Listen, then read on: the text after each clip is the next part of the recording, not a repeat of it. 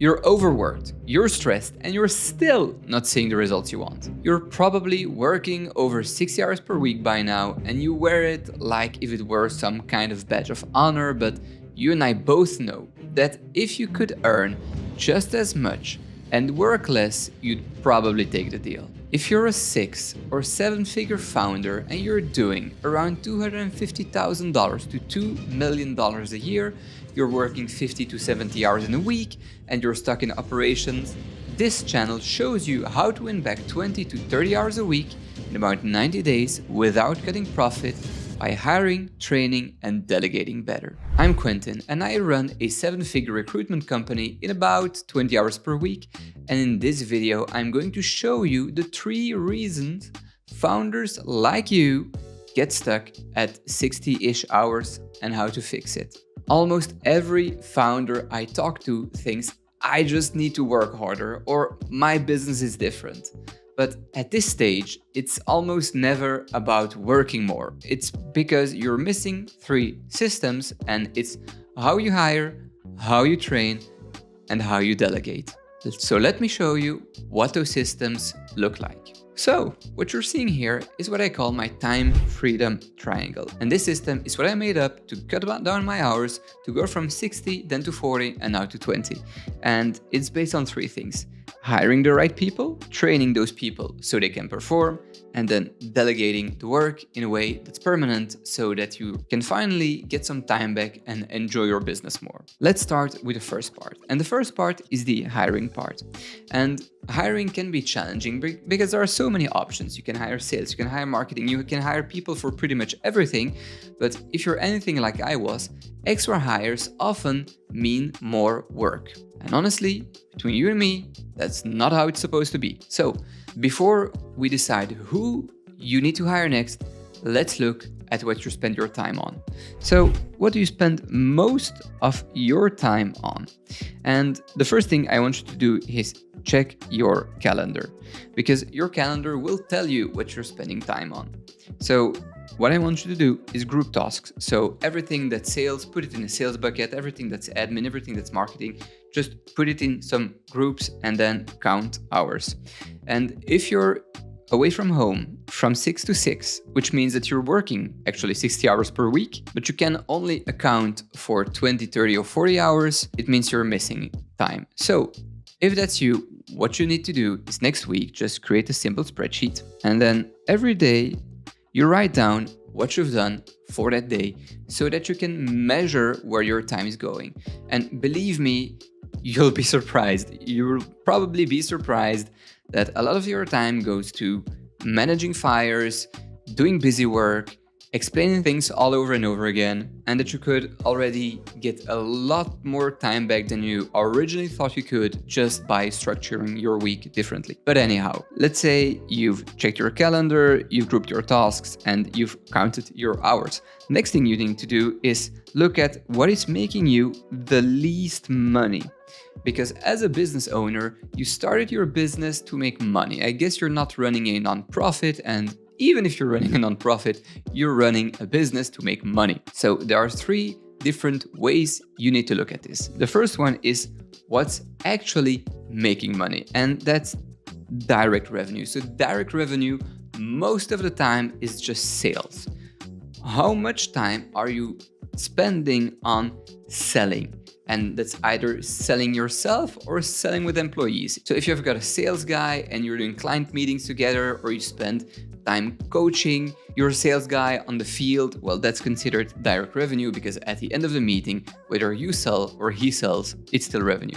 So this is your sales. Then we have indirect revenue, and the difference between direct revenue and indirect revenue is that indirect revenue are activities that will still generate some form of income down the line. And what you have here typically is your marketing or lead generation, because, well, marketing attracts prospects and leads, and those then become paying customers. So it leads to revenue, but later. Depending on what business model you're in, that could also be product development or refining your offer or other things that could lead to more sales in the future.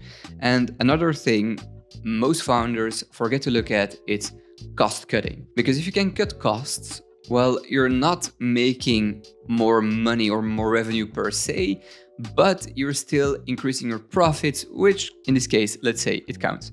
And then you have the no revenue task. And the no revenue tasks are the things you should just stop doing. Stop doing things that are not making you money. And usually those are just, the little things that sneak in.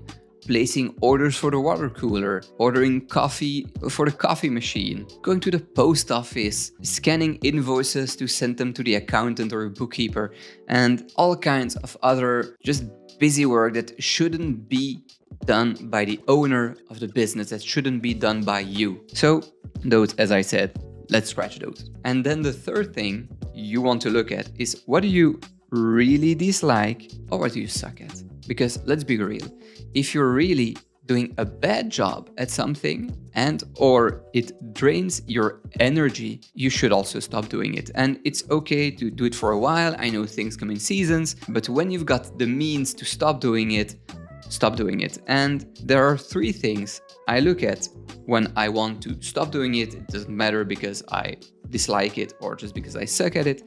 And it's do, drop, delegate. And do just means, well, you do it.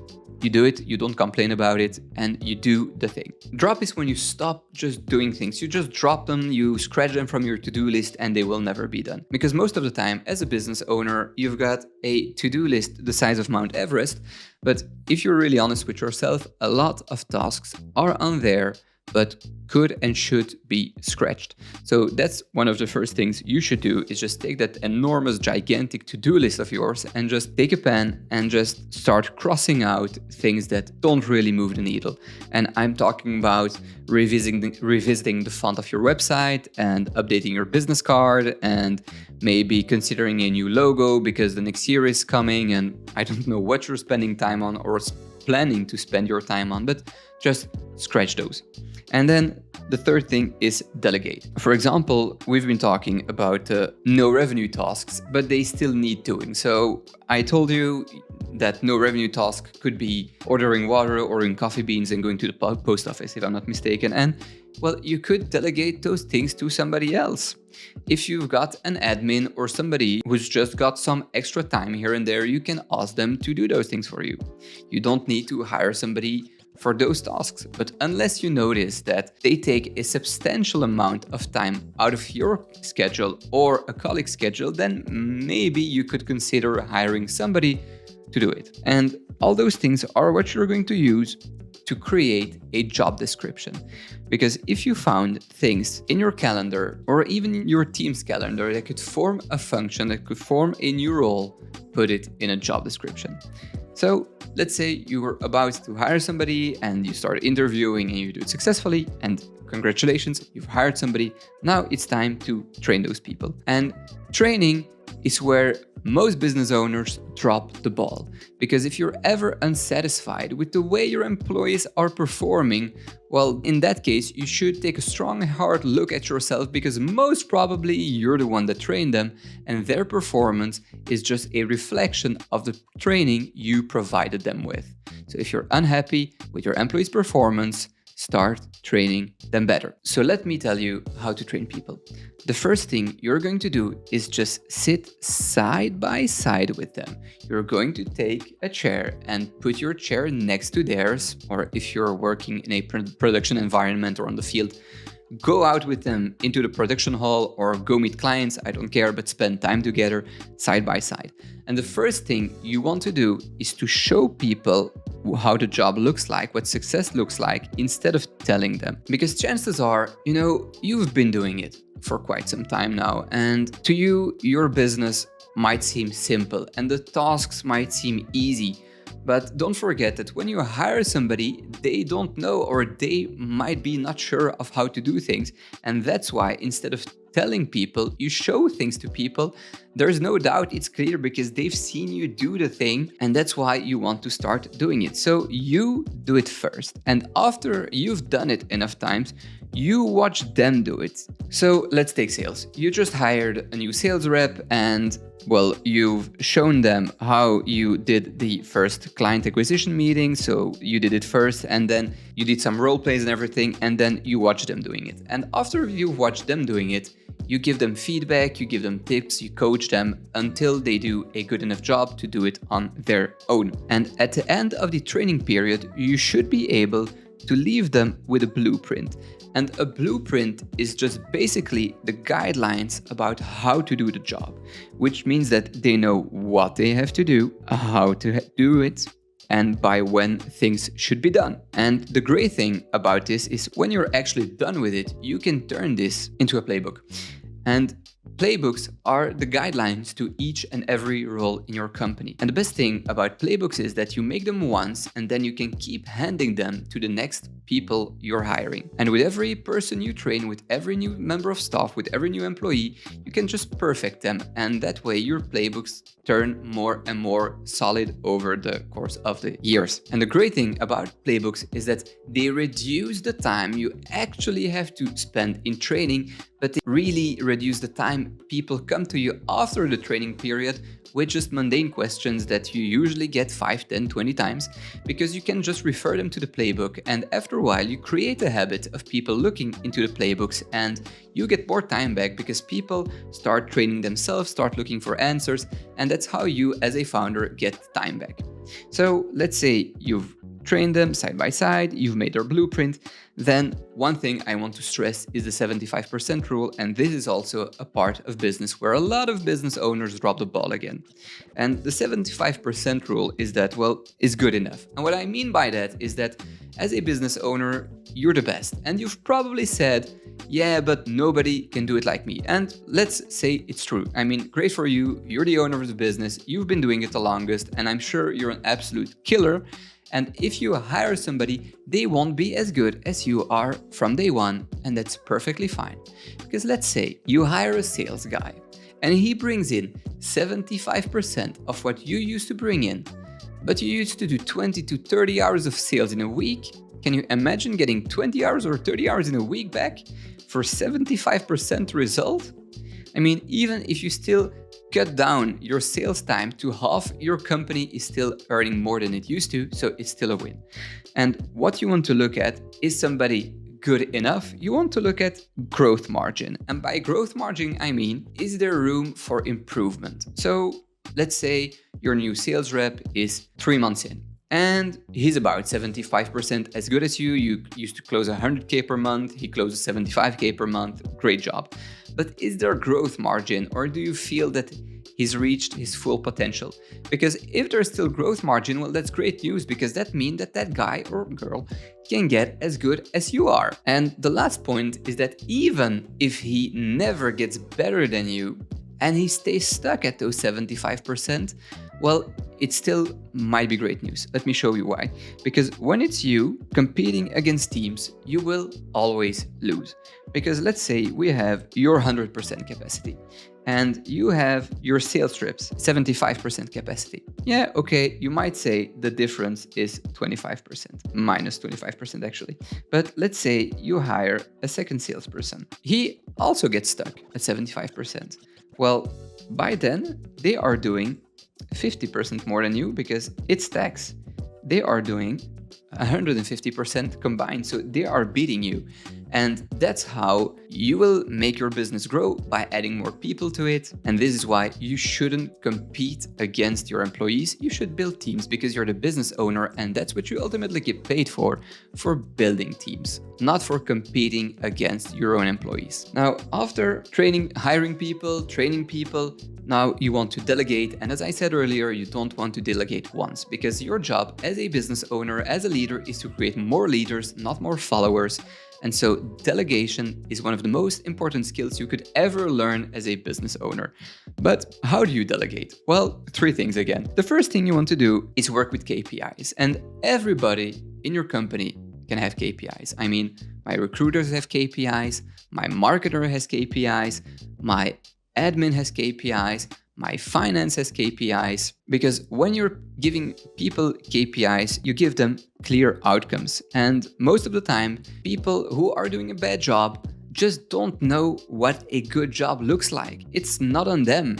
It's on you if you fail to tell them what a good job looks like, or what you expect expect of them and put it in writing, there is a chance they don't know. So what you want to do is give people KPIs on a weekly basis, daily basis, monthly basis, quarterly, I don't care, and then tie those KPIs to targets. So let's go back to your sales guy, for example.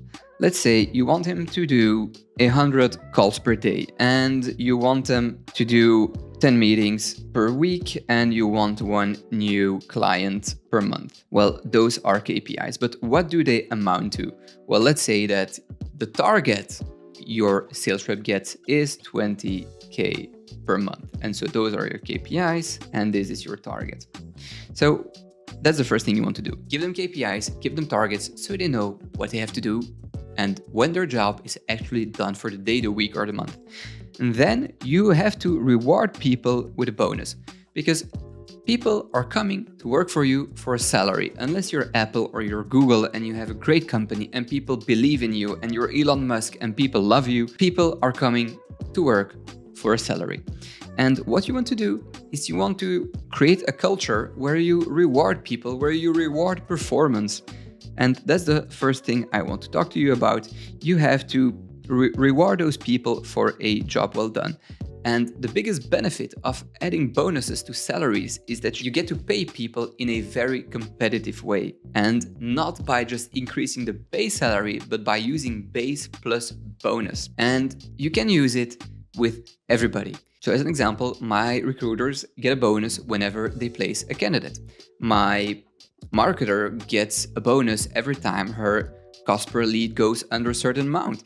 My admin gets a bonus every time she finishes the weekly set of tasks by the end of the week. And the difference between having bonuses and not having bonuses is that people kind of will auto-motivate or kick their own butt from time to time because they want to reach their bonus. Because let's say they're just missing 1 task and they can earn $250 for completing set tasks. Well, they will find a way to complete that 1 more task instead of telling you on Friday, yeah, I'm sorry, I didn't do it, see you on Monday. So that's one thing. The other thing is that high performers get a chance to earn more. Let's say you have 2 people doing the exact same job and both those people get the same salary, but one is doing a tremendous job and the other one, well, let's say he does what's required. I don't think it's fair that you pay those 2 people the same amount. And one way to change that is by giving people bonuses based on performance. And that's how your high performers earn more. And to be honest,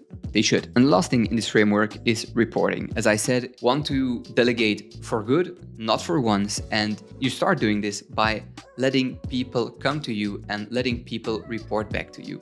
And what you want to do is have a report at the end of the day or the end of the week. But it's really important that they report themselves, not that you chase them to get reporting done to you. No, they report to you. And in that report, you want 3 things. It's what they did, what they're going to do next, and what they need help with. Because when you know those 3 things, what they did, what they're going to do, and what they need help with, you can check if the job's been done the proper way. And you can also look at what they need help in. And then when you have your one-on-one meetings with them, which I really think that you should have, especially if you're running a small business, you should have a weekly or bi-monthly check-in with everybody. And then you just get their reports. You go through the reports with them, and then you look at that help part here, and then you just ask them what they need help with and how you could help. And that's really the best training you can provide them with, because it's tailor-made to their own situations. By having them report back to you in a consistent manner, you install some form of accountability and you force them to complete their tasks. I mean, people love reporting tasks when they're done, and if they don't get done, well, you're still knowing that they're not done, and if you need to intervene and do something, well, you can before it's too late. So to wrap it up, we've hired people looking at what's costing us the most time, what's making you the least money, what you just dislike or suck at. Then you train them by working side by side with them. You made a blueprint and you're following the 75% rule. And then you delegate by working with KPIs and targets. You tie a simple bonus to set KPIs and targets, and then you let people report back to you. So if you're in that 250,000 to 2 million range and you're working 50 to 70 hours a week, and you can see yourself in this triangle, you don't have a time problem. You have either a hiring, training, or delegating problem. And this is exactly what I help my clients fix in 90 days. We map where your hours are leaking, we design the right hires, we build your training assets, and we install simple delegation systems so the business can run without you. If you want help doing that, grab the free 20-hour founder framework in the description. It walks you through the time freedom triangle, but in kind of more detail. And if it resonates, there's a link in there where you can book a 20-hour founder audit with me. And we'll map out your first 20 to 30 hours you can win back. Subscribe if you want more videos like this, and I'll see you in the next one.